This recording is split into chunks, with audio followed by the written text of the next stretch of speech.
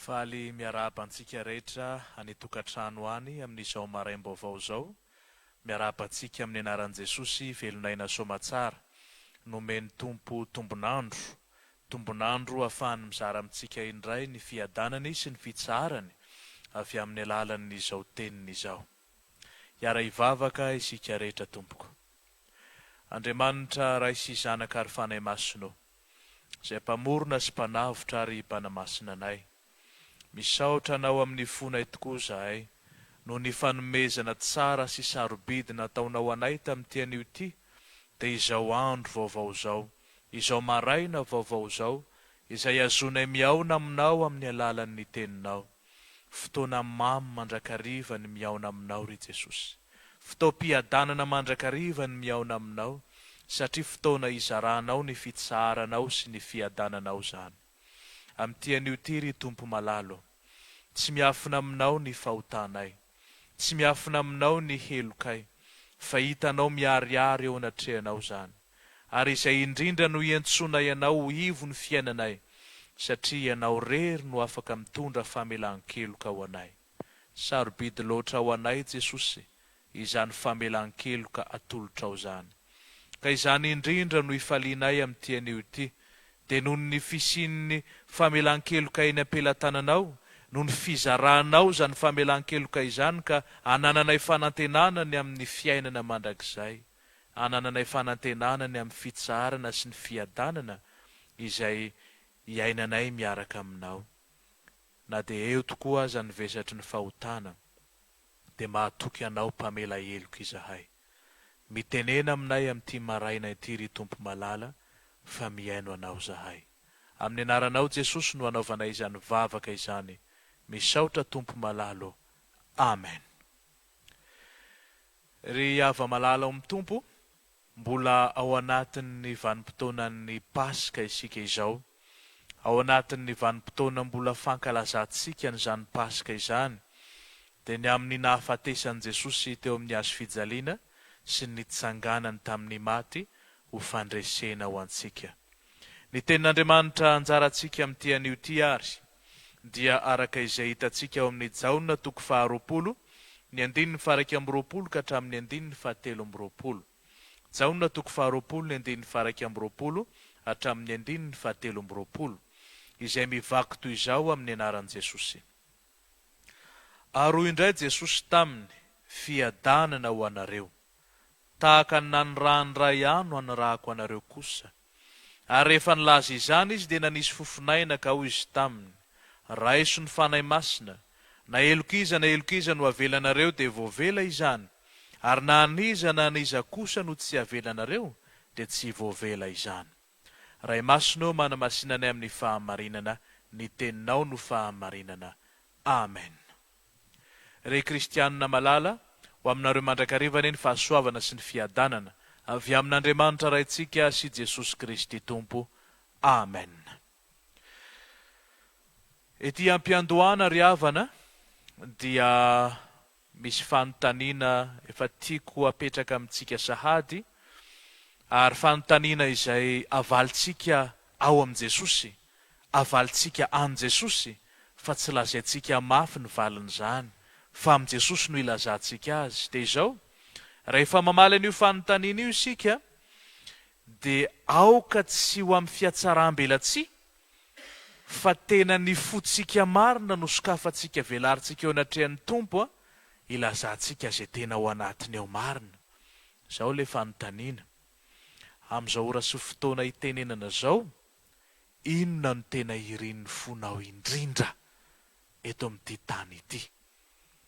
Inona no irian'ny fonao indrindra amin'izao fiainanao izao? Mety ho maro ny valin'izany fanontaniana izany. Raha ny saina mandinika mety ho maro ihany koa ny ao an-tsainao, fa mety misy zavatra anankiray manokana tena irian'ny fonao mafy ety amin'ity tany ity, amin'izao ora sy fotoana izao. Velareo anatrehan'i Jesosy izany fanirianao izany. Velareo anatrehany izany fanirianao izany, dia aoka ho diniantsika ny mahakasika an'izany fanirianao izany araka izao perikopa anjarantsika izao. Raha iresaka momba n'izany faniriana izany tsika ka hanao fonoteny kely ary havana, dia ho an'ny zanakitsika na ho atsika taloha ihany koa zany a, mety hatramin'ny ankehitriny rehefa mijery dessin animé reny isika, dia raha mahatsiaro isika misy an'le any anaty dessin animé an'ny Aladin reny, raha mahatsiaro rakizy a, misy an'le antsoina hoe génie. Dia io génie io mahafaly ny olona ny fisian'io génie io satria rehefa enao ny tompon'le le fanalahidiny, le lampy iny zany, dia afaka mametraka fanontaniana fanirinana fangatahana aminy anankitelo ianao. Dia raha tsaroko tsara ny tao am-poko tamin'izaho mbola kely nijery an'ireny dessin animé reny, dia izao tena faniriako ny anana an'izany génie zany mba ahafahako mametraka aminazy ihany koa ny faniriako, dia manana karazana faniriana maro aho izay tiako alahatra eo aminazy, fa 3 ihany ozy izy no azo apetraka, dia mba nanonofinofy tahaka ny zaza rehetra ihany aho tao anatin'izay.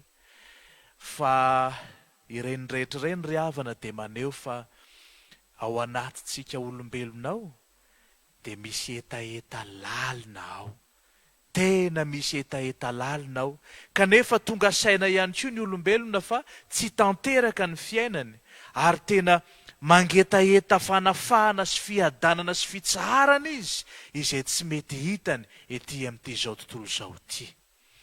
Izao perikopa anjarantsika izao ry havana dia tena perikopa manala etaeta ao anatintsika. Ny Pasika dia tena manala ny etaeta rehetra ao anatintsika tsirairay avy. Ny Pasika io no famonjena irintsika olombelona, ary raha ny marina io ihany no ilaitsika ety ambonin'ny tany, tsy misy na inona ilaitsika ety ambonin'ny tany mihoatra noho io Pasika io.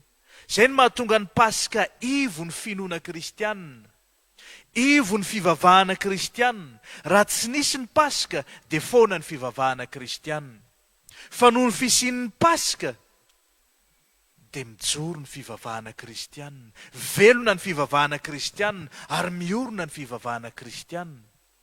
Tsy nisy ny taom-piangonana, tsy nisy ny fiainan'ny fiangonana raha tsy nisy ny Pasika, dia ny fahafatesan'i Jesosy sy ny fitsanganana zany. Izay ry havana ny amin'ny Pasika. Ary izao perikopa anjarantsika izao dia manambara indrindra ny amin'izany fahatanterahan'ny famonjena izany, na ny fahatanterahan'ny Pasika izany, dia tamin'ny tsanganan'i Jesosy tamin'ny maty izany. Tanteraka tamin'izay nitsanganan'i Jesosy tamin'ny maty izay ny famonjena ahy sy ny famonjena anao.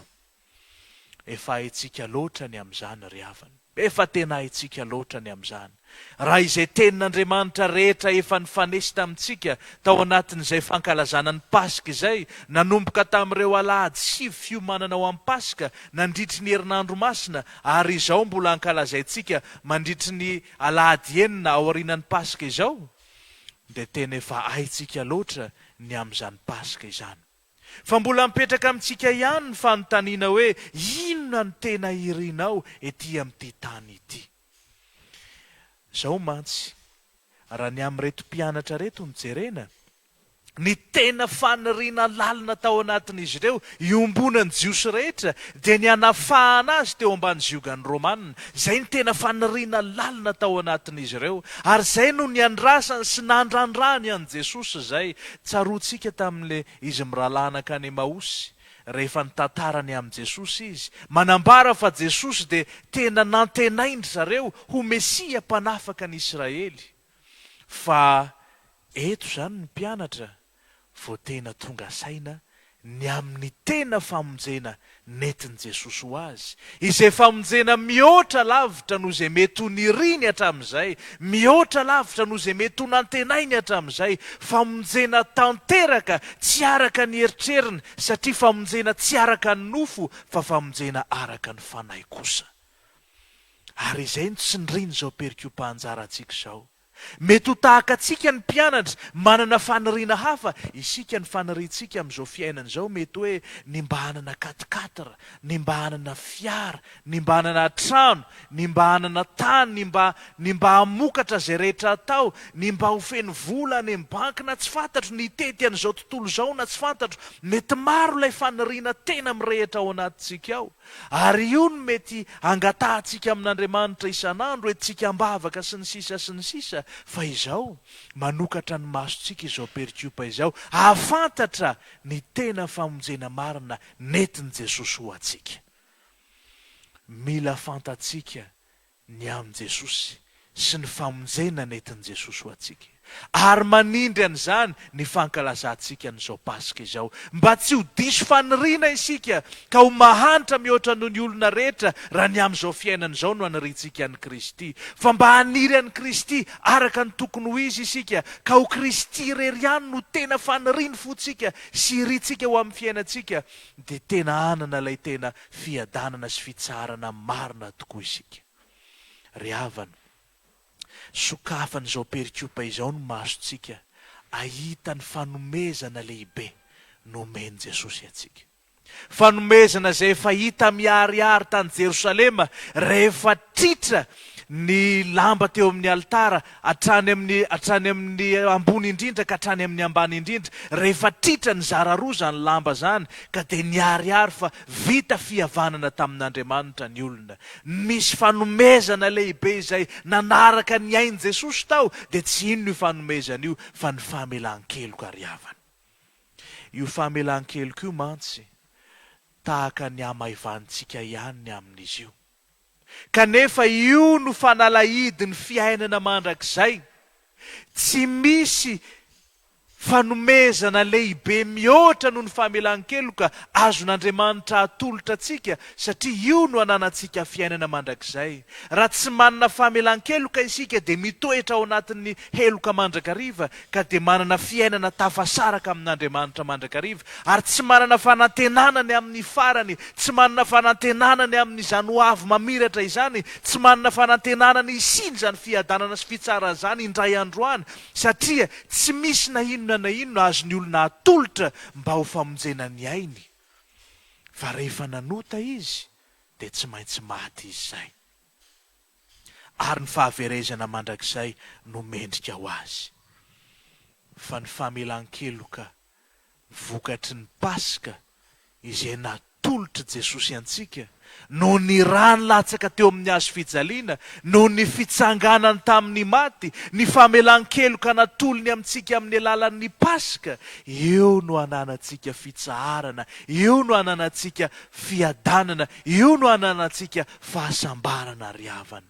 Ary io rery ihany no afaka etaetantsika na oviana amin'ity fiainana ity. Raha mandinika tokoa na isika ry havana ny amin'ilay vehivavy janga izay nitomany teo an-tongotry Jesosy. Nanatona an' Jesosy izy, fa tsy fantany izay ho atolotry Jesosy azy, fa ny zavatra fantany dia hoe mavesatra ny fony, vesara ny fahotana ny fony, ka dia tena feno nenina ao anatiny ao, fa tsy hitany izay tany ale, tsy hitany izay fomba ahafahana nafanany zany mavesatra ao am-pony zany, dinona no nataony, nanatona an' Jesosy izy, ary tsy nahalobava akory izy, fa ny ranomaso no nipatrapatraka teo tongotry Jesosy teo. Ary rehefa nipatrapatraka teo ny ranomaso, dia nahatsiaro tsy mendrika izy, ka dia nofafany tamin'ny volondohany izany tongotry Jesosy izany, ary dia nosorany tamin'ny menaka manitra, ho fanehoana ny alalan'ny fanetretenany. Ny fitsarana ny ilainy io vehivavy janga io dia nanonona an' Jesosy taminy hoe matoky anaka voavelany elokao. Ny nanonona an' Jesosy taminy ny famelan-keloka no niteraka ny fitsarana tao am-pony io vehivavy janga io, nahatonga azy nanaradia sy nanompo an' Jesosy, nanolotra ny fiainany manontolo ho an' Jesosy irery ihany, noho ny famelan-keloka izay natolotra Jesosy azy. Tena fanomezana sarobidy loatra izany famelan-keloka izany. Ary Jesosy irery ihany no afaka manolotra izany famelan-keloka izany. Izay no mahasarobidy an'ity Pasika ity ry havana. Tena fanafahana tanteraka ho afaka amin'izay mety ho vesatra izany fahotana izany, ho afaka amin'ny vokatry ny fahotana sy ny fahafatesana izay tena fahavalo lehibe indrindra mahazo ny olombelona. Iza moa tsy maniry ny ho velona mandrakizay? Iza moa no maniry ho faty zany? Tsy misy zany. Ary na iza ary ambava ahoana ny fahafatesana dia miady mafy mba hiazonana an'izany fiainana izany, ka itony fiainana ety ambonin'ny tany, fa manana fanomezana lehibe lavitra atolotra anao Jesosy. Manana ny famelan-keloka eny ampelantanany atolony anao izy. Ary aiza no anolorany azy anao? Rehefa mijoro eo anivonao izy, rehefa mivory amin'ny anarany ianao, rehefa miantso ny anarany ianao, dia tonga eo anivo ny fiainanao izy. Raha misy 2 na 3 mivory amin'ny anarako i Jesosy, dia eo afovoany aho, tahaka ny reto mpianatra ireto izay tafavory, izay nivory handinika ny amin'ny zavatra nitrangana andritry n'iny andro iny, izy mirahalazy tany Emaosy ny tantara nahitan'i Jesosy, ireto vehivavy izay niverina nilaza fa velona Jesosy, ny mpianatra Rôlanaka any amin'ny fasana nijery ny fasan'i Jesosy, izay tsy nahitan'i Jesosy tao, nivory handinika ny amin'izany izy ireo, ka dia nivory amin'ny anaran'ny Tompo izy, dia tonga teo afovoany Jesosy. Ary rehefa teo Jesosy dia nanonona fiadanana ho azy ireo izy. Nanonona fiadanana Jesosy miaraka amin'ny famelan-keloka izay efa nomeny Jesosy azy ireo, izay efa anjaran'izy ireo, izy ireo izay niara-niaritra tamin'i Jesosy, izy ireo izay mbola tavangona no Jesosy, izy ireo izay mpanaradian'i Jesosy, dia izy ireo no sahazany izany famelan-keloka izany, ka dia nomeny Jesosy azy ny fanomezana sarobidy indrindra izay nitondra ny fiadanana teo amin'ny fiainan'izy ireo. Vokatra izany famelan-keloka noraisiny izany ihany koa dia nahazo fiainam-baovao izy, nahazo aina vaovao izy, dia izay araka ny ambaran'i Jesosy eo hoe ary rehefa nilaza izany izy dia nanisy fofinaina ka ho izy taminy, raiso ny fanahy masina, fanahy masina izay aina vaovao, fofinaina vaovao, fahavelomana vaovao omeny Jesosy ho an'ireo rehetra izay voavela heloka. Tena lehibe ho an'ny fiainantsika zanak'olombelona izany famelan-keloka izay zarain'Andriamanitra amin'ny Pasika izany. Fa ho an'olombitsy ihany ve izany famelan-keloka izany? Ho an'olombitsy ihany ve izany famelan-keloka izany? Ho an'iza izany famelan-keloka izany ry havana? Ho an'izao tontolo izao izany famelan-keloka izany? Ho an'ny olona rehetra izany famelan-keloka izany? Fa saingy izao, hoy Jesosy hoe na iza manatona azy tsy mba ho lavitra mihitsy. Ny dikan'izay mila manatona an Jesosy aloha, izay vao afaka mandray izany famelan-keloka izany. Fa raha tsy manatona an Jesosy, tsy afaka mandray izany famelan-keloka izany. Reto mpianatra reto dia nivory tamin'ny anaran'i Jesosy. No Jesosy, no ny amin'ny Jesosy no nampivory an'ireto mpianatra ireto, ka dia tonga nijoro teo afovoan'izy ireo Jesosy, nitondra izany fiadanana izany. Ho ahy sy ho anao koa ry havana no nahafatesan'i Jesosy teo amin'ny hazo fijaliana. Ny fahotako sy ny fahotanao izay nampisaraka antsika tamin'Andriamanitra no nahafatesany teo amin'ny hazo fijaliana. Ary te hijoro eo anivo ny fiainanao ihany koa izy, fa te hizara aminao ilay fofinaina mahavelona, dia ilay fiainam-baovao izay ahatonga anao hanam-piadanana sy fitsaharana no antony mahatonga an Jesosy eo anivo ny fiainanao, te hijoro eo anivo ny fiainanao. Fa izaho miandry anao anatona azy izy, miantso anao anatona azy izy, miantso anao anatona azy marina izy, isan'andro dia anao tahaka ny Paoly ianao, tsy hevitra ny tenanao ho efa mandrosona, ho efa manana na efa nahazo, fa hanolotra ny tenanao tsy tapaka isan'andro, mba hanatona an Jesosy isan'andro, mba tsy hamitahotra no hanatonanao an Jesosy, fa amin'ny fanantenana kosa, satria eo am-pelantanan Jesosy dia misy famelan-keloka izay zarainy maimaim-poana ho ahy sy ho anao. Fa izao ny ry havana, ao ambadiky ny faniriana rehetra ao anatintsika ao, izay faniriana mety tsy ho Jesosy no iritsika ao fa mety ho zavatra hafa, dia izao anie, Tsaroa fa ny tenin'Andriamanitra dia milaza amintsika hoe fa inona moa no soa azon'ny olona raha mahazo izao tontolo izao izy kanefa very ny ainy. Dinio izay faniriana lalina ao anatinao ao. Ka aoka tsara indrindra moa izany ny tena marina, tsara lavitra, ary tsara tsy azo refesina akory, tsy azo ampitaina na amin'inona na amin'inona raha Jesosy sy ny famelan-keloka no irinao. Tsara lavitra, tsy azo ampitaina na amin'inona na amin'inona raha Jesosy sy ny famelan-keloka no irinao. Izy efa nitsangana tamin'ny maty, dia mandondona ao am-ponao, te hijoro eo anivon'ny fiainanao, satria te hitondra ny fiadanany eo amin'ny fiainanao. Te hitondra n'ilay fofonaina mahavelona, ilay fiainam-baovao eo amin'ny fiainanao izy. Izay hoentiny eo am-pelantanany miaraka amin'ny famelan-keloka mba hahafahanao manana fiainana miombona aminy ka handraisanao ny fiainana mandrakizay miaraka aminy. Ho anao izany fiainana tolotra Jesosy izany, ko aza misalasala ianao manatona an' Jesosy na amin'izao ora sy fotoana izao azy, fa vonona izarana izany fiadanana izany eo amin'ny fiainanao izy. Ry havana, io fiainam-baovao io aina vaovao atolotra Jesosy ianao io fanahiny mitoetra ao anatinao io, dia maniraka anao ihany koa io mba hizarana izany filazantsara izany amin'ny olombelona rehetra. Mba hizara izany famelan-keloka izany amin'ny olombelona rehetra. Ka hitenenan'i Jesosy aminao hoe na elokiza no avelanareo, dia voavela izany. Ary na aniza kosa no tsy avelanareo, dia tsy voavela izany. Tandremo ry havana, misy diso fandray isika, ka misy mampiasa n'izany teny izany amin'ny hevitra tsy marina ka miteny hoe ranona indray aloha dia tsy ho zaraiko famelan-keloka iny, zao ve no nataony tamiko, dia ahoana kosa no hizarako famelan-keloka aminy, raha ny amin'iny indray na tsy hifandevy maty aza tsy maninona. Izao ny tsarovy ry havana, araka ny vavaka nampianarin' Jesosy dia olona mpamela heloka ianao. Raha tsy mamela heloka ianao dia tsy voavela heloka ihany koa ianao. Mila mamela heloka ianao zany ny amin'izay rehetra meloka taminao. Fa niraka ny rahan'i Jesosy eto dia izao, maniraka Jesosy mba hitoriana ny filazantsara amin'ny olombelona rehetra, mba hahatonga ny olombelona rehetra hiaiky ny fahotany ihany koa, ary anatona an' Jesosy, ary ianao dia ho vavan'i Jesosy ianao ilaza amin'ireo olona rehetra reo hoe voavela ny helokao. Matoky anaka voavela ny helokao.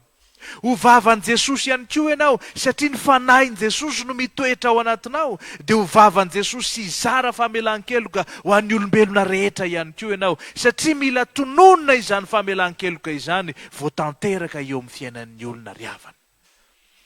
Nataon'i Jesosy eo ambavanao zany teny zany. Omeny Jesosy anao koa izany fahefana izany, dia ny fahefana hitondra sy hizara ny famelan-keloka, dia ilay famelan-keloka Jesosy, ilay famelan-keloka Andriamanitra amin'ny alalan'i Jesosy no nirany Jesosy teo amin'ny hazo fijaliana, io famelan-keloka io no ataon'Andriamanitra eo ambavanao mba ho zarainao amin'ny olombelona rehetra, mpiarabelona sy mpiaramonina aminao ihany koa. Fahefana omeny Jesosy ianao zany, ary mila mitsangana ianao sy miaina izany fiainam-baovao zany. Anisan'ny fanirianao ve izany fiainam-baovao miaraka amin'ny Jesosy zany? Zany no fiainana n'io fiainam-baovao miaraka amin'ny Jesosy io, dia nitsangananao ka nitorianao an'izany hoe efa voavela ny helokareo rehetra ry izao tontolo izao, fa miverena amin'Andriamanitra fa izy hanavitra anao. Ry havana, manana an'izany fiainam-baovao zany ianao izay atolotra Jesosy ianao, izay ankalazainao ihany koa amin'ity Pasika ity, dia ilay fiainan'ny olona voavela heloka ka mizara famelan-keloka ho an'izao tontolo izao, ho an'ny olombelona rehetra, fiainanao koa zany ry voavela heloka rehetra. Andro fandinihan-tena indray ary, ity andro izay omeny Tompo antsika androany ity. Andro izay nametrahan'ny Tompo fanontaniana amintsika hoe inona ary no tena irianao ety an-tany? Inona no tena irianao ety an-tany? Fantaro fa mandalo izao fiainana izao. Tena mandalo izao fiainana izao. Ary manahafa ny Paoly ka tahaka ny anahafa ny Paoly an'i Kristy.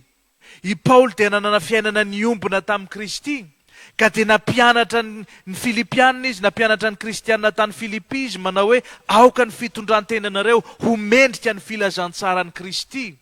Aoka ny fitondrantenanareo ho mendrika ny fitondrantenan'ny olona voavela eloka, olona tsy velona amin'ny fahotana intsony, fa olona mitolona amin'izany fahotana sy fanirian-dratsy zany, ka mitory an'izany fiainam-baovao sy ny famelan-keloka amin'ny olombelona rehetra manodidina azy.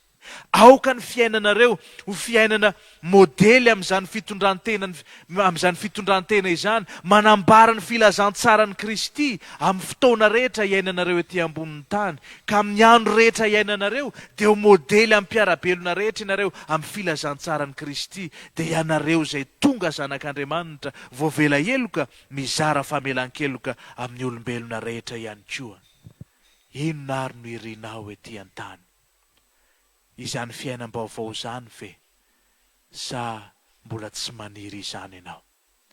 Raha tsy maniry izany fiainam-baovao zany ianao, fa te haniry izany kosa, dia manatona an' Jesosy ianao. Fa izay rehetra manatona an' Jesosy dia tsy mba ho laviny mihitsy. Ary izay rehetra manatona an' Jesosy dia fantaro fa Jesosy dia fahazavana izao tontolo izao. Anazavany ao anatinao izy, dia izay mahatonga anao tsy maniry an'izany fiainana mandrakizay izany, mba hahatonga anao ahita fa meloka ianao, hahatonga anao ahita fa olona mpanota ianao, ary hahatonga anao hibebaka hiala amin'izany otanao zany, hiaikeloka ka handray famelan-keloka amin'Andriamanitra, ary dia hiaina amin'izany fiainam-pibebahana izany isan'andro, ka hizara n'izany fiainam-pibebahana izany sy hizara ny famelan-keloka ho amin'ny olombelona rehetra izay mifanerasera aminao kosa. Fiainam-baovao zany omeny Jesosy ianao zany ry havana, fiainana izay tsy nisy raha tsy nisy ny Pasika. Mankalazan'Andriamanitra ary ianao eo amin'ny tenanao sy amin'ny fiainanao. Ka aoka hivelona amin'Andriamanitra ianao, hivelona amin'ny tenin'Andriamanitra, hivelona amin'ny miaraka amin'Andriamanitra isan'andro, fa efa nomena ny fanahin'Andriamanitra ianao, ka azaroana hiala teo amin'ny fiainanao intsony izy, amin'izay ilomanao amin'ny fahotana, fa aoka hanana fitondrantena mifanaraka amin'ny filazantsara ny Kristy ianao, dia hitoetra ao aminao mandrakizay ny fanahin'Andriamanitra, ary ianao dia hanana fitsarana sy fiadanana. Ho an'Andriamanitra irery ny voninahitra sy efa azy hatramin'ny taloha indrindra, mbola ho azoko mandrakizay. Amen. Raiso ny fitahiana. Ny fahasoavan'i Jesosy Kristy Tompo, ny fitiavan'Andriamanitra Ray, ary ny firaisana amin'ny fanahy masina ho aminareo rehetra ane hatramin'izao ko mandrakizay, ho aminareo ane ny fiadanana. Amen.